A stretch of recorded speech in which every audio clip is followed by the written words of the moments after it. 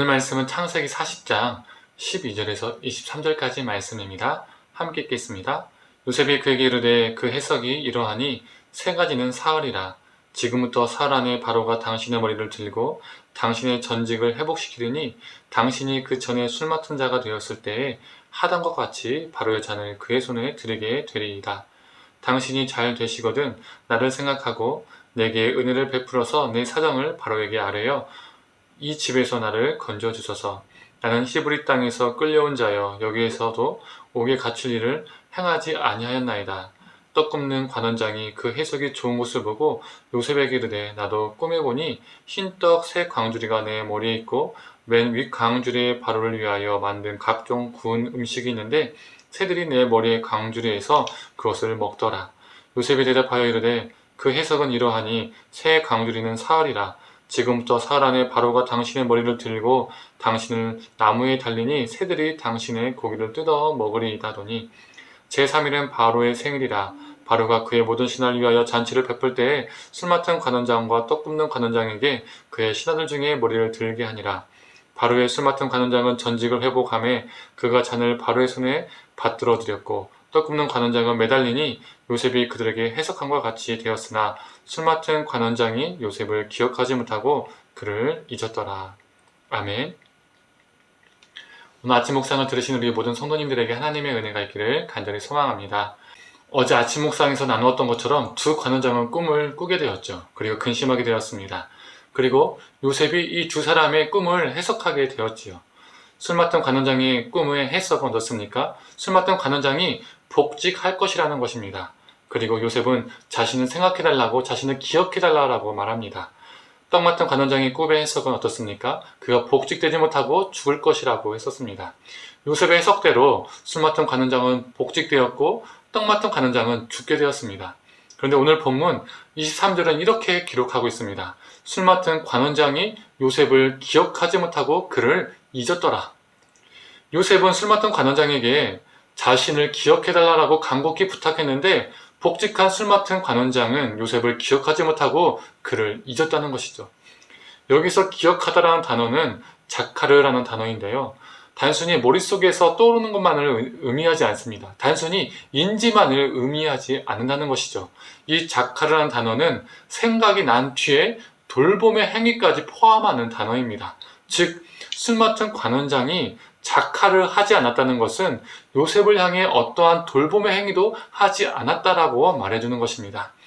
또 23절은 술 맡은 관원장이 요셉을 기억하지 못했다라고만 끝난 것이 아니라, 그렇게 끝날 수도 있었는데 끝난 것이 아니라 한 문장을 더 추가하죠. 그를 잊었다라고 말합니다. 여기서 있다라는 단어는 바이슈 케 헤후라는 단어입니다. 근데 이 단어가 있다라는 의미도 있지만 무시하다라는 의미도 가지고 있습니다. 즉, 술 맡은 관원장은 자신이 복직한 뒤 요셉을 위해서 어떠한 돌봄 행위도 하지 않았고 아예 요셉의 존재 자체를 무시했다라는 것이죠. 바로 이것이 사람입니다.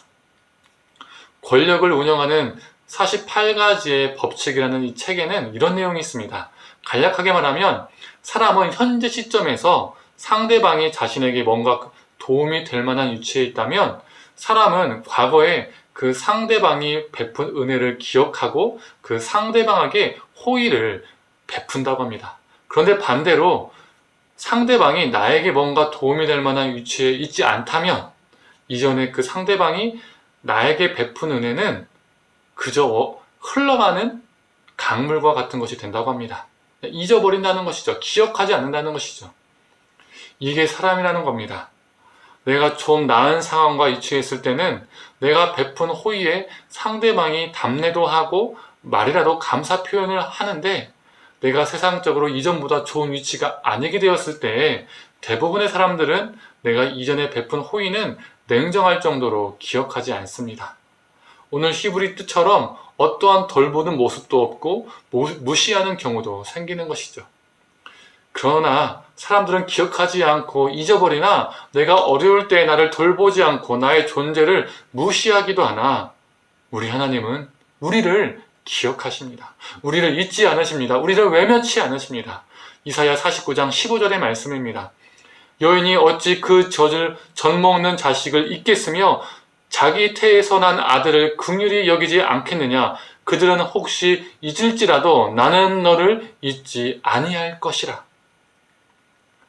우리가 어려움에 있을 때 사람들은 술 맡은 관원장처럼 우리를 잊을 수 있으나, 외면할 수 있으나, 심지어 무시할 수도 있으나 우리 하나님 우리를 결코 잊지 않으신다는 겁니다. 이것이 하나님과 사람의 차이점입니다. 요셉에게 일어나는 그 사건들이 바로 하나님이 그를 외면치 않으시고 그를 기억하시고 그를 돌보신 사건이 아니겠습니까?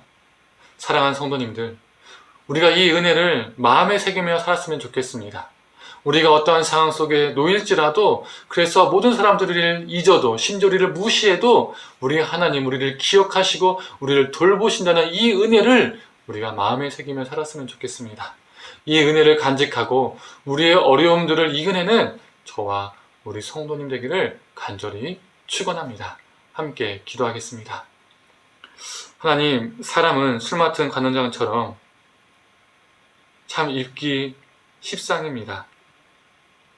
자기가 좀 더 나은 상황에 처해지고 타자가 어려운 상황에 놓여지면 타자에게 받았던 그 은혜는 머릿속에서 사라지고 때로는 그 존재를 무시하기도 하고 돌봄의 행위가 없을 때도 있습니다. 하지만 우리 하나님께서 말씀하십니다. 다른 사람은 너를 잊더라도 나는 너를 잊지 않을 것이다. 하나님, 우리를 잊지 않으신 하나님, 우리를 기억하신 하나님, 우리를 외면치 않으신 하나님, 우리가 어떤 상황에 놓일지라도 우리를 붙드시는 하나님을 우리가 기억하고 붙잡고 나가게 하여 주시옵소서. 요셉이 그 어려운 상황 속에서도 하나님을 붙잡고 하나님과 동행했던 것처럼 우리도 그러한 삶 살 수 있도록 주님 붙들어 주시옵소서. 감사드리며 사랑에 많으신 예수님의 이름으로 기도드립니다. 아멘.